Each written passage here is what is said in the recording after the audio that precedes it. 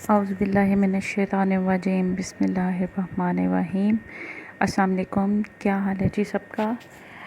میں آج ٹاپک پہ آئی ہوں حضور صلی اللہ علیہ وسلم پر وحی کا جب آغاز ہوا تھا تب ان کی کیا کیفیت تھی اور کیا ان پہ گزری تھی، اور یہ ساری جو انفارمیشن ہے یہ میں بخاری سے کلیکٹ کرتی ہوں اور وہ آپ تک پہنچاتی ہوں۔ اچھا جی، شروع کرتے ہیں۔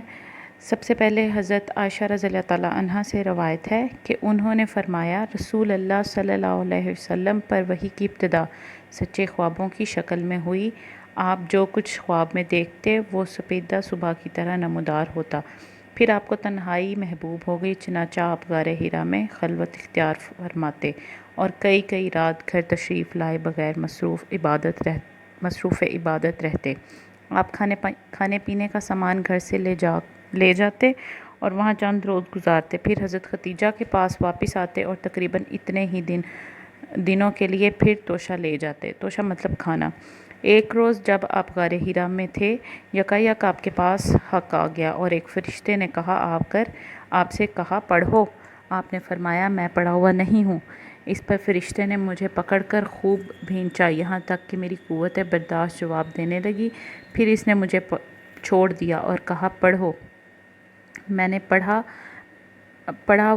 کہا میں پڑھا ہوا نہیں ہوں۔ اس نے دوبارہ مجھے پکڑ کر بھینچا، یہاں تک کہ میری قوت برداشت جواب دینے لگی۔ اسی طرح تیسری دفعہ انہوں نے پکڑ کر زور سے بھینچا اور آپ نے کہا میں پڑھا لکھا نہیں ہوں۔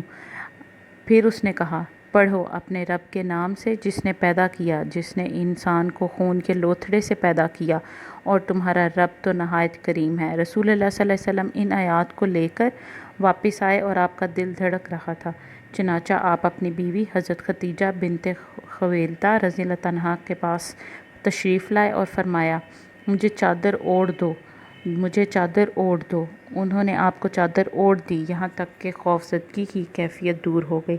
پھر آپ نے حضرت خدیجہ رضی اللہ تعالیٰ عنہا کو واقعے کی اطلاع دیتے ہوئے فرمایا مجھے اپنی جان کا ڈر ہے۔ حضرت خدیجہ نے کہا قطعاً نہیں، اللہ کی قسم، اللہ تعالیٰ آپ کو کبھی رسوا نہیں کرے گا۔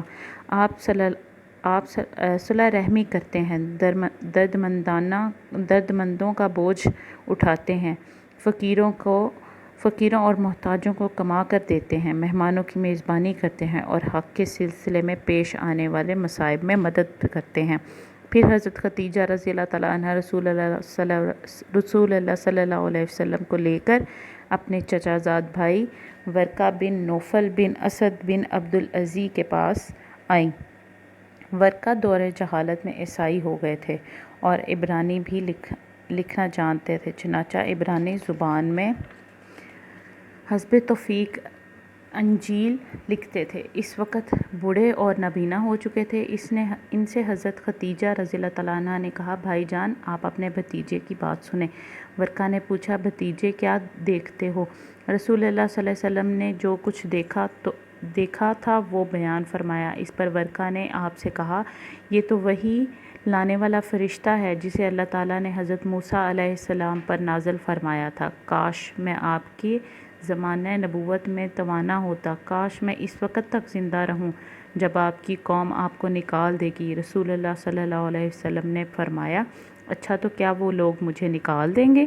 ورقہ نے کہا ہاں، جب بھی کوئی آدمی اس طرح کا پیغام لایا جیسا آپ لائے ہیں تو اس سے ضرور دشمنی کی گئی، اور اگر مجھے آپ کا زمانہ نصیب ہوا تو میں تمہاری بھرپور مدد کروں گا۔ اس کے بعد ورقہ جلد ہی فوت ہو گئے اور وحی رک گئی۔ وحی کچھ دیر کے لیے بند ہو گئی، صرف قرآن کا نزول بند ہوا تھا۔ حضرت جبرائیل علیہ السلام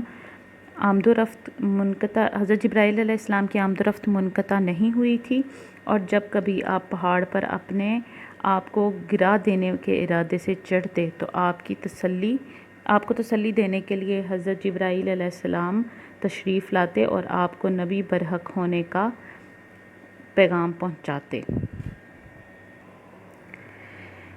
ایک دفعہ حضرت حارث بن ہشام رضی اللہ تعالیٰ عنہ نے رسول اللہ صلی اللہ علیہ وسلم سے پوچھا یا رسول اللہ، آپ پر وحی کیسے آتی ہے؟ تو رسول اللہ صلی اللہ علیہ وسلم نے فرمایا کبھی تو وحی آنے کی کیفیت گھنٹی کے ٹن ٹن کی طرح ہوتی ہے اور یہ کیفیت مجھ پر بہت گراں گزرتی ہے۔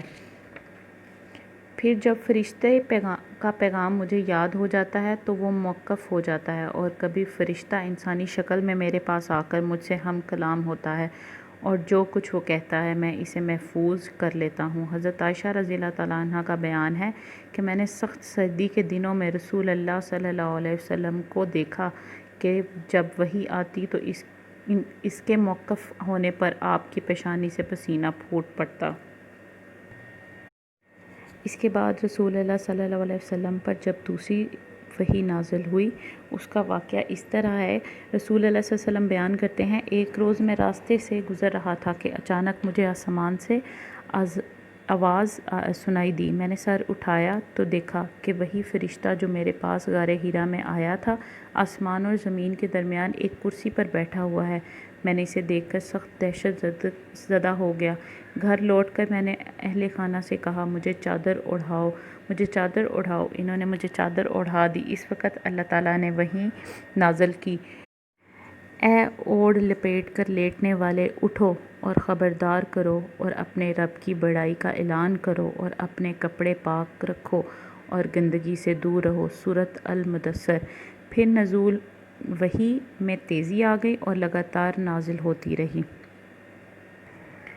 جب حضرت محمد صلی اللہ علیہ وسلم پر وحی نازل ہوتی تھی تو وہ یاد کرنے کی کوشش کرتے تھے جس سے انہیں بہت زیادہ تکلیف ہوتی تھی۔ اس پر اللہ تعالیٰ نے فرمایا، اے نبی، اس وحی کو جلدی جلدی یاد کرنے کے لیے اپنی زبان کو حرکت نہ دو، اس کو جمع کرنا اور پڑھا دینا ہماری ذمہ داری ہے، یعنی آپ کے سینے میں محفوظ کر دینا اور پڑھا دینا ہم پر ہے۔ اس آیت کے بعد جب حضرت جبرائیل علیہ السلام رسول اللہ صلی اللہ علیہ وسلم کے پاس آ کر قرآن سناتے تو آپ کان لگا کر سنتے رہتے۔ جب وہ چلے جاتے تو رسول اللہ صلی اللہ علیہ وسلم اسی طرح پڑھتے جس طرح حضرت جبرائیل علیہ السلام پڑھتے تھے۔ وحی کا ٹاپک ادھر ہی ختم ہوتا ہے۔ اس کے بعد ہم اگلے ٹاپک کے ساتھ ملیں گے انشاءاللہ۔ اچھا جی، اللہ حافظ۔ الحمدللہ۔